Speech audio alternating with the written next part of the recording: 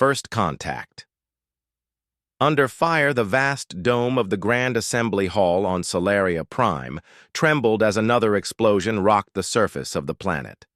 Ambassador Lyra Vielle steadied herself against a polished alabaster column as ceiling crystals tinkled, down like deadly rain. Outside the transparent dome, the orange-pink sky of her homeworld was scarred by dark silhouettes, the massive warships of the Kryvax Dominion. "The outer colonies have fallen," First Elder Narration announced, his melodic voice strained with exhaustion. The Elder's luminescent skin had dimmed from its usual bright silver to a dull gray. "Aurelian and Meritus went silent yesterday. We've lost contact with our settlements on the outer rim." Lyra looked around the assembly hall. 50 of the most brilliant minds among the Solari gathered in desperate council. Their tall, willowy bodies seemed to wilt under the weight of impending doom. The Solari had not fought a war in 10 millennia. Their society flourished through art, science, and philosophy, not weapons or tactics. "Our shield generators cannot withstand another day of bombardment," Defense Minister Talon reported, his translucent fingers trembling as he manipulated the holographic display. "We have 19 defense vessels remaining, but they were designed for exploration and research, not combat." "What of the Cephide Alliance?" asked Lyra. "Surely they would send aid." First, Elder Narration shook his head. "The Cephides were the first to fall. The Kryvax targeted their shipyards before they even knew what was happening. The Lyraxians and Tau Collective have withdrawn to their core systems." A heavy silence fell over the assembly. The Solari civilization, with its 7,000 years of peace and prosperity, stood on the brink of extinction. "There may be one option we haven't considered," said Elder Valen, rising from his seat. All eyes turned to the ancient scholar, his skin bearing the pale blue tint of one who had lived for over 4 centuries. "The humans," he said simply. A wave of whispers swept through the assembly. Some voices were hopeful, others skeptical, and many frightened. "The Deathworlders?" asked Talon, his voice hushed. "They are unpredictable and volatile. Their history is stained with constant warfare." "Precisely," Valen replied, "and that is exactly why we need them now." Lyra understood what he meant. 70 years ago, the Solari deep space exploration vessels had discovered Earth. It was classified as a death world, a planet so harsh that sentient life should never have evolved there. Yet humans not only survived on Earth, they thrived. They built cities in frozen wastelands and scorching deserts. They consumed plants and animals that would kill any Solari. They kept predators as companions and ventured into the deadliest environments for mere entertainment. And they waged war, endless wars against nature, disease, and each other. When the Solari had first contacted Earth, many galactic species counseled against it. "Too aggressive," they said, "too unpredictable."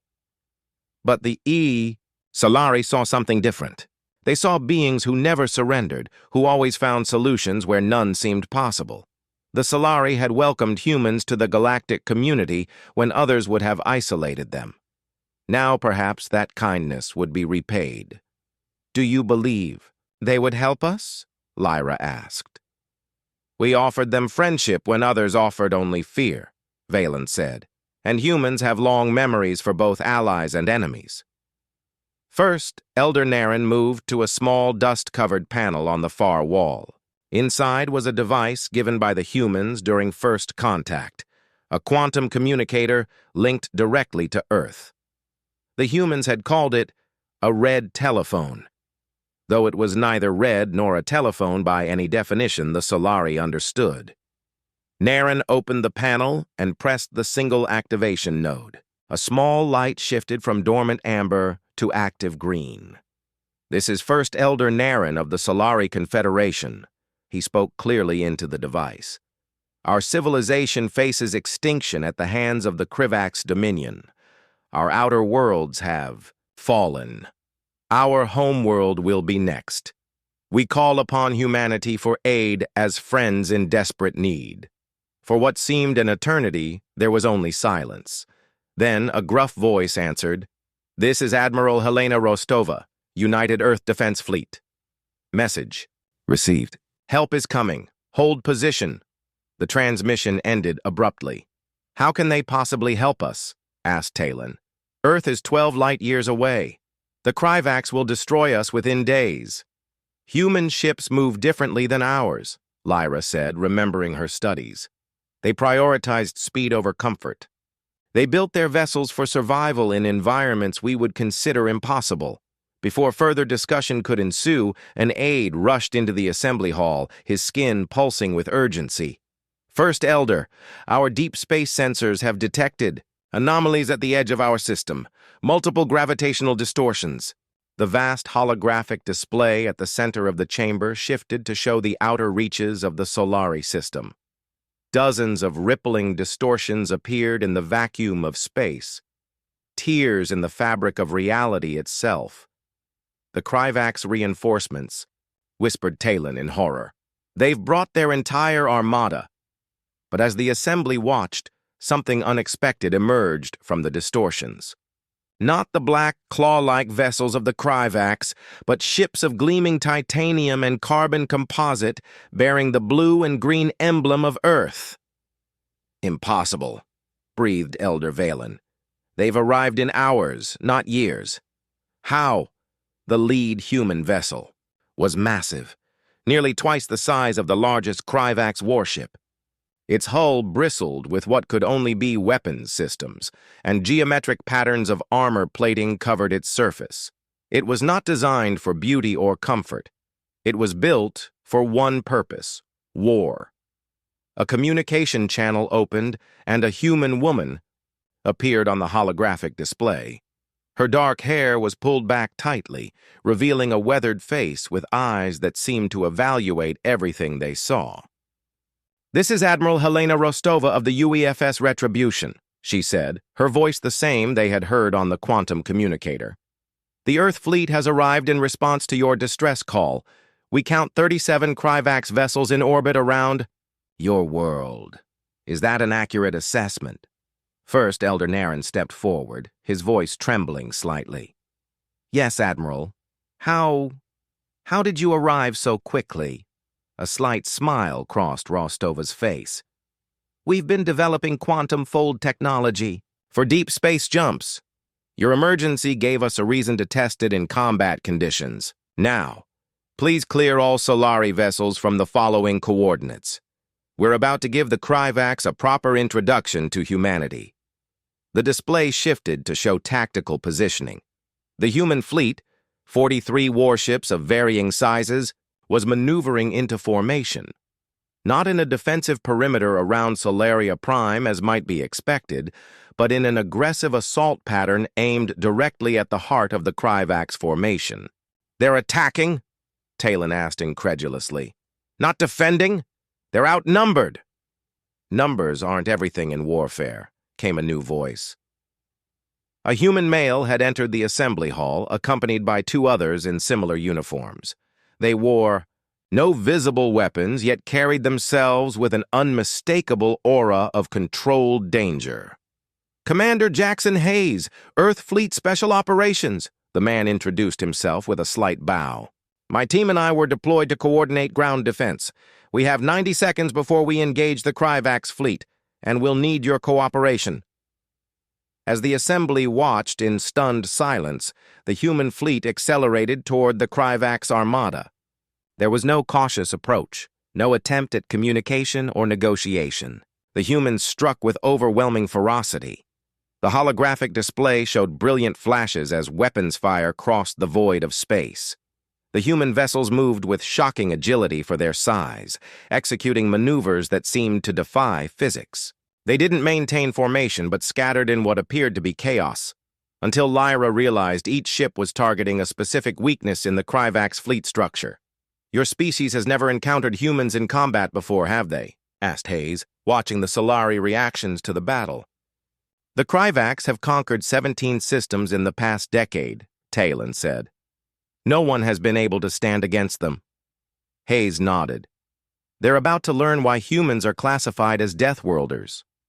On the display, the battle unfolded with brutal efficiency. Human vessels took hits that would have destroyed Solari ships, their reinforced hulls absorbing punishment while returning devastating fire.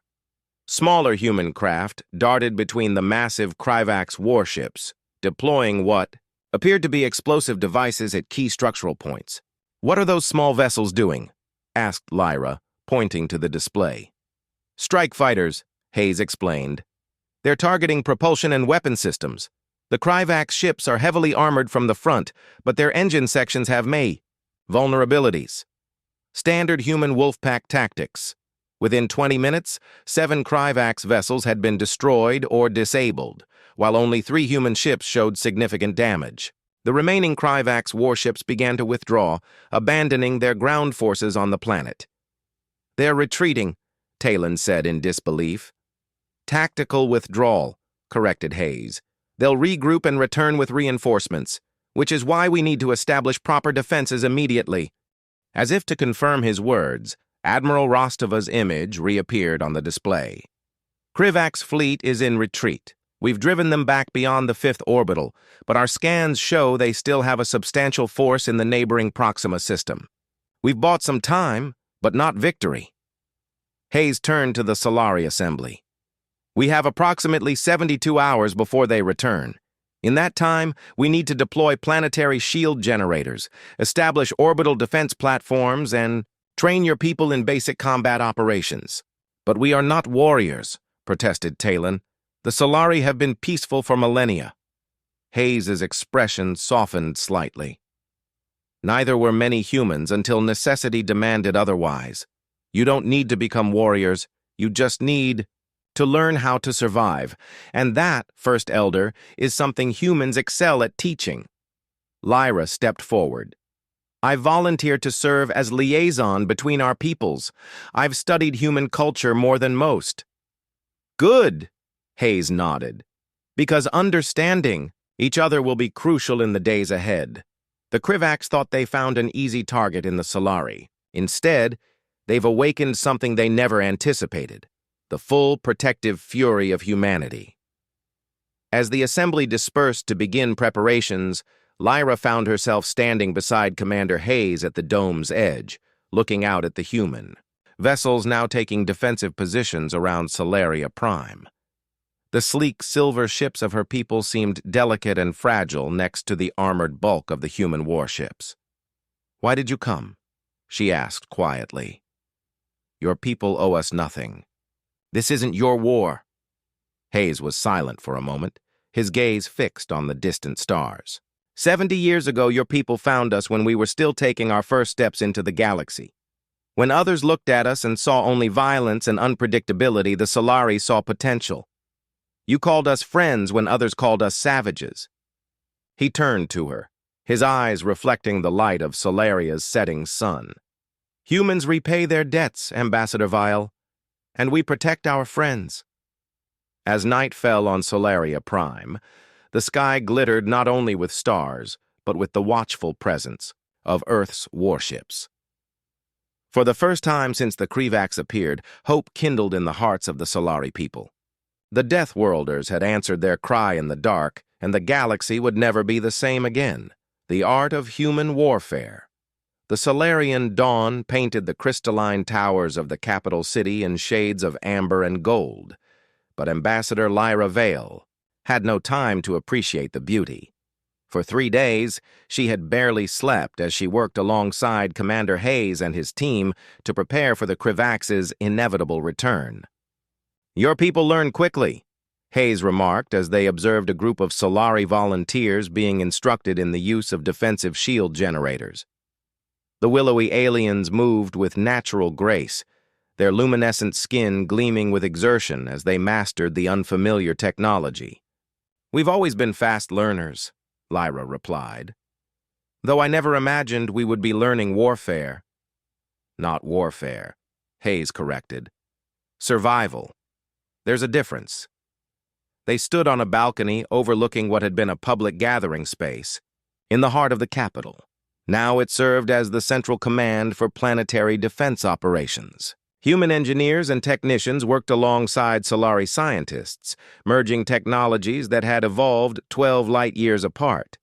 "Admiral Rostova requests your presence at the orbital command station," said Lieutenant Kira Chen, approaching, with a datapad in hand. The deep space sensors have detected Kryvax movements in the neighboring system. They're gathering forces faster than anticipated. Hayes nodded grimly. "How many ships?" "Current count is 112 vessels," Chen replied, "including 3 dreadnoughts." Lyra felt her heart sink. Even with the impressive human fleet, they would be outnumbered more than 2 to 1. "Does the Admiral believe we can withstand such a force?" she asked quietly. Hayes exchanged a look with Chen before answering. "Numbers aren't everything in battle, Ambassador. The Admiral has requested your presence because she wants the Solari leadership to understand what's coming. This won't be like your historical archives of ceremonial conflicts. This will be human warfare." Within the hour, Lyra found herself aboard the UEFS Retribution, the flagship of the human fleet. Unlike Solari vessels with their flowing organic design, the human warship was all hard angles and reinforced structures. Every centimeter of space served a purpose. Every system had redundancies, and every crew member moved with precise efficiency. Admiral Rostova greeted them in the tactical command center, a vast chamber dominated by holographic displays showing fleet deployments and sensor readings. Several other Solari representatives were already present, including Defense Minister Talon and First Elder Narration. "The Kryvax will arrive within 20 hours, Rostova stated without preamble. "Ordinarily, we would be at a severe disadvantage against such numbers. However, we've spent the last 3 days preparing a proper welcome for them." She gestured, and the central hologram expanded to show the Solari system. Small icons representing human vessels were positioned in seemingly random patterns, not in the protective formation around Solaria Prime that Lyra had expected. "You're not creating a defensive perimeter?" asked Talon in confusion. "Defense is the last resort of the unprepared," Rostova said. "We're not going to wait for them to attack us. We're going to hit them the moment they enter the system." She touched a control, and new icons appeared. Hundreds of small objects scattered throughout the system's outer regions. "Autonomous weapon platforms," explained Hayes, "programmed to target Kryvax ships the moment they emerge from hyperspace. They won't destroy the larger vessels, but they'll disrupt their formation and damage their sensors." "Meanwhile," continued Rostova, "our fleet will be positioned to execute a pincer movement. The Kryvax expect us to make a stand around your homeworld. Instead, we'll engage them from multiple vectors, forcing them to divide their attention." First, Elder Narran's luminescent skin pulsed with concern.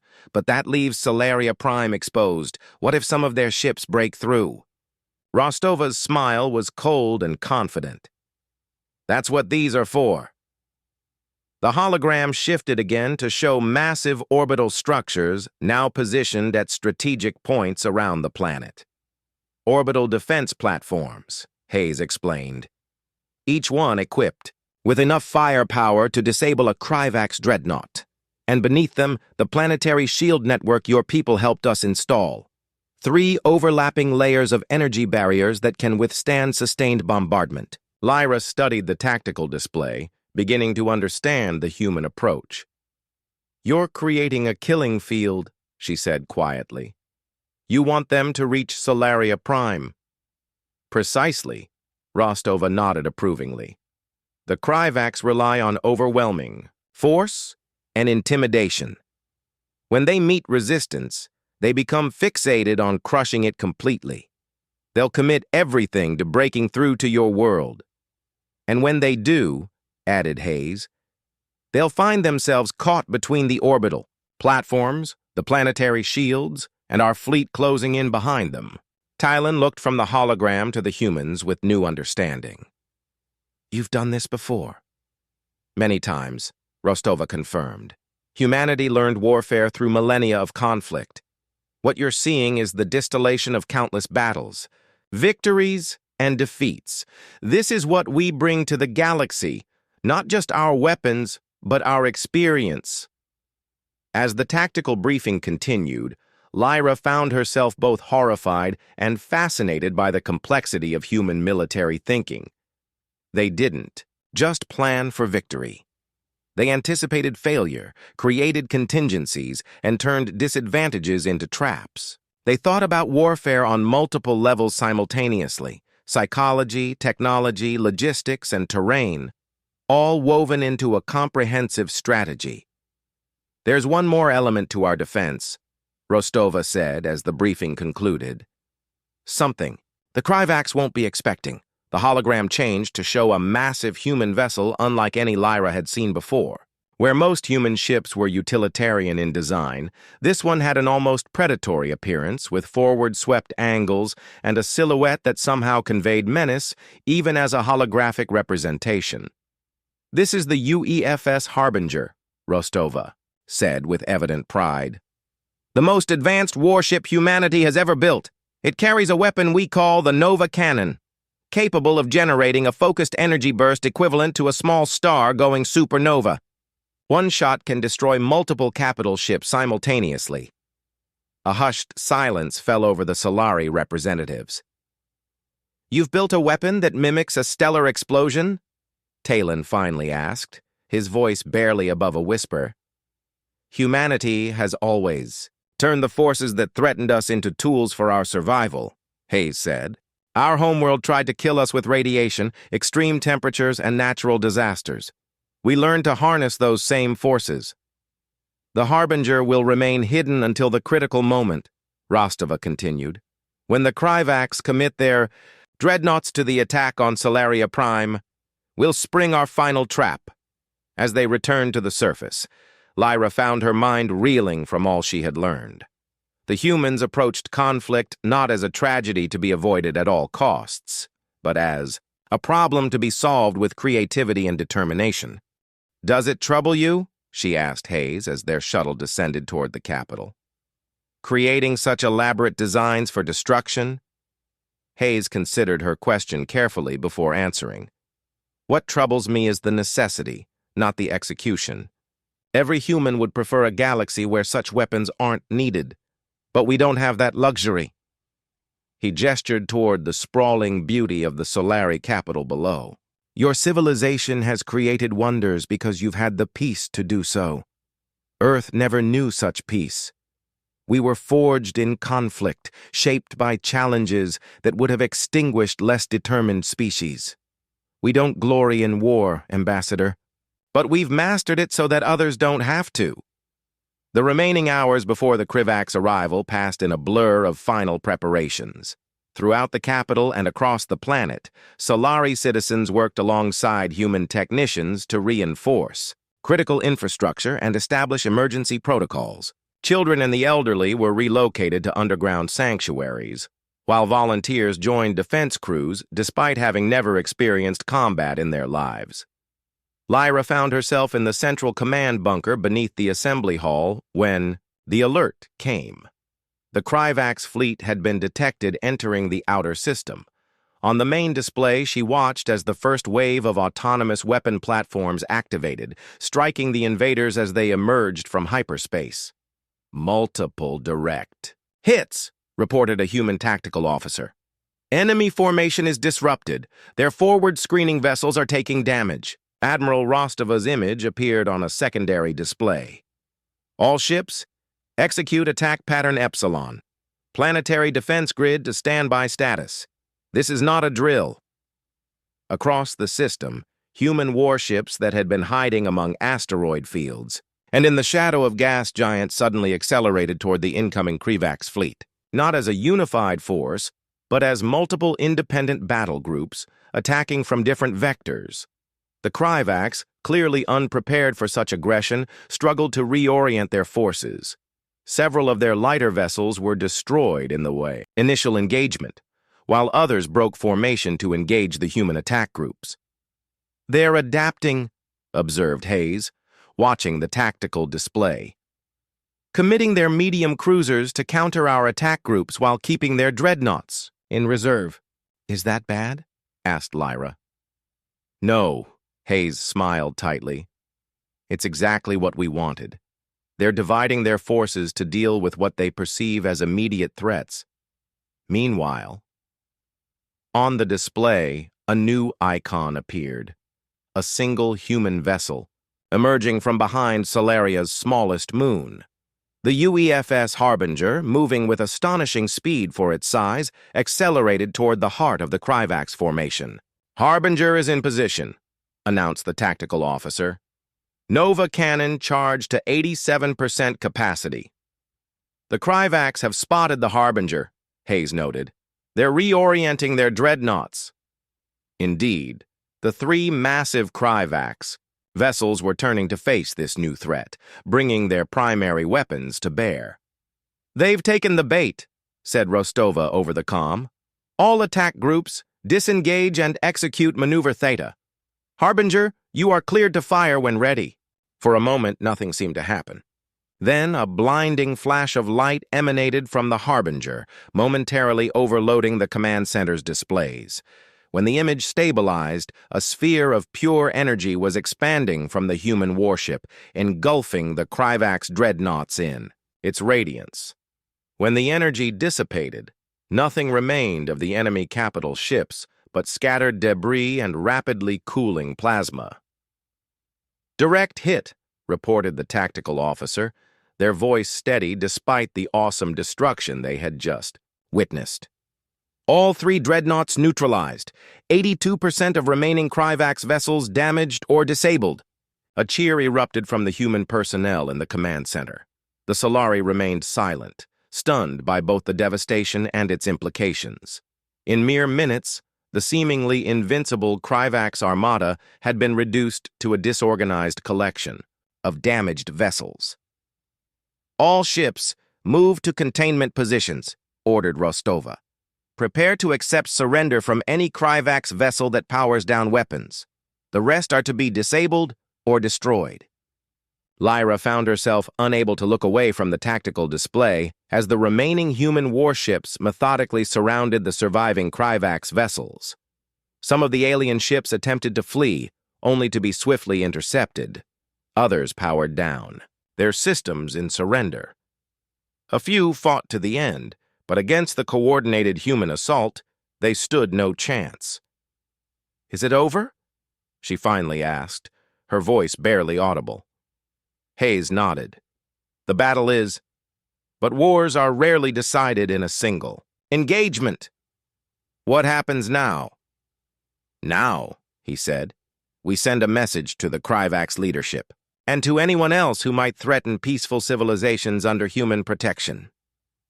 As the human fleet secured the system, a new chapter was beginning for the Solari and indeed for the entire galaxy. The Deathworlders had demonstrated not just their might, but the full scope of their strategic genius, the art of human warfare that had been perfected through millennia of conflict and survival against impossible odds. And the galaxy would never be the same again. Galaxy Awakened continued. The diplomatic reception that evening marked a historic turning point in galactic relations. In the Grand Forum's central hall, species that had rarely interacted now engaged in animated conversations. The Tau collectives, hovering representatives, discussed energy technology with Cepheid scientists. Lyraxian diplomats exchanged cultural observations with the normally reclusive Verdani. And at the center of many conversations were the humans, asked about Earth, their technology, their history, and perhaps most frequently, their military capabilities. "They're treating your officers like celebrities," Lyra remarked to Hayes as they watched a group of young Solari eagerly listening to a human pilot describe atmospheric flight maneuvers. "Fame is fleeting," Hayes replied with a slight smile. "But the relationships being built tonight will endure." "Commander Hayes," called a melodic voice. They turned to see Elder Valen approaching, accompanied by Envoy Sar of the Kryvax. Hayes tensed slightly, but maintained his diplomatic composure. Elder Valen, Envoy Sar, he acknowledged with a respectful nod. The envoy has been sharing some fascinating insights about Kryvax society before the militarist caste rose to power, Valen explained. I believe you would find it relevant to our discussions about cultural rehabilitation. Sar's scaled features remained difficult for Lyra to read, but his posture suggested nervousness, understandable, given his people's recent history with humans. Few outsiders know that the Kryvax were once primarily scholars and astronomers, Sar said. Our earliest interstellar journeys were missions of scientific discovery, not conquest. What changed? Hayes asked, his tone neutral but interested. We encountered a predatory species, now extinct, that nearly destroyed our civilization. In response, we militarized. What began as necessary self-defense evolved over generations into a culture of conquest. Sar's inner eyelids flickered in what Lyra had learned was an expression of regret. The militarists rewrote our history, claiming we had always been warriors. Only our oldest archives preserved the truth. Hayes considered this. Earth's history followed a similar pattern at times. Defense becomes aggression. Aggression becomes identity. Yet you broke that cycle, Sar observed. We came close to destroying ourselves first, Hayes admitted. Nuclear weapons, climate disasters, resource wars. Humanity nearly didn't survive its own aggression. The conversation was interrupted by a gentle chime signaling the formal commencement of the reception's ceremonial portion. First Elder Narration took the central podium, with Admiral Rostova and representatives from the newly formed Sentinel Accord standing alongside him. Today marks not an ending, but a beginning, Narration announced, his voice carrying the weight of history in the making. For millennia, the species of our galaxy have existed in isolation or conflict, lacking a framework for lasting peace. The Accord we have formed today provides that framework, not through subjugation or fear, but through mutual respect and protection. He gestured to Rostova, who stepped forward. Earth does not seek to rule, she stated clearly. We seek to serve as guardians where guardianship is needed. Our strength is offered not to dominate, but to ensure that all peaceful civilizations may flourish without fear. A representative from the Cepheid Alliance, one of the oldest spacefaring civilizations present, moved to join them. For 12,000 years, my people have observed the rise and fall of empires across this sector. We have seen peaceful species extinguished by aggressors. We have witnessed promising civilizations turn to militarism out of fear. The Cepheid's translucent form seemed to pulse with emotion. What humanity offers is unprecedented, not conquest. Disguised as protection, but genuine security without submission. We accept this partnership not out of desperation, but hope. As the ceremony continued, Lyra noticed Envoy Sar watching intently, his expression unreadable. Do you believe your people will eventually join the Accord? She asked quietly. I hope so, he replied, but we have much to atone for first. The damage inflicted by the Dominion cannot be undone with words alone. Yet words are where healing begins, observed Elder Valen, as they are where most conflicts begin. After the ceremonial speeches concluded, the gathering transitioned to more informal interactions. Lyra found herself approached by a human she hadn't met before, a woman whose uniform indicated a scientific rather than military role. Ambassador Vielle, I'm Dr. Eliana Santos, xenobotanist with the Earth Science Division. The woman's dark eyes sparkled with enthusiasm. I've been studying the adaptogenic properties of Solarian crystal flowers. They might have applications for environmental restoration on planets damaged by industrial pollution. You're looking to our plants to heal worlds? Lyra asked, intrigued. Exactly. Santos nodded eagerly. That's the other side of the Sentinel Accord that doesn't make headlines. the scientific and cultural exchange. While the military aspects attract attention, the real long-term benefits will come from sharing knowledge. This perspective shifted Lyra's understanding. Throughout the crisis, she had primarily interacted with the military aspects of humanity. Yet here was evidence of their other strengths: curiosity, innovation, and a drive to improve rather than simply conquer. As the evening progressed, Lyra found herself in conversation with Admiral Rostova and a Verdani representative, discussing the practical aspects of implementing the Accord's protective framework. "We'll establish joint training facilities on key worlds," Rostova explained. "Knowledge transfer is as important as physical presence. Each species brings unique perspectives. To collective security, the Verdani sensory network could be adapted for early warning systems," offered the plant-like representative, its vocal sacs pulsating softly. "We detect spatial disturbances through our root systems across multiple planets." And Solari crystalline. "Computing could enhance coordination between fleet elements," Lyra suggested, feeling a growing sense of contribution. Rostova nodded approvingly. "This is exactly the collaborative approach we need. Earth provides the defensive backbone, but every member strengthens the whole." Later, as the reception was winding down, Lyra joined Hayes on an exterior balcony overlooking the capital. The three moons of Solaria Prime cast overlapping shadows across the landscape, creating patterns of light and dark that seemed somehow symbolic of the new galactic order taking shape. "I've been meaning to ask you something," Lyra said after a moment of companionable silence. "When you first arrived, you said that humans repay their debts. Was that truly the only reason Earth came to our aid?" Hayes considered the question, his gaze fixed on the distant horizon. "It was part of the reason, certainly. Humans value reciprocity. We remember those who help us and those who harm us." He paused. "But there was more to it than that. Such as purpose," he said simply. "Humanity spent millennia fighting each other because we didn't have a greater purpose for our protective instincts.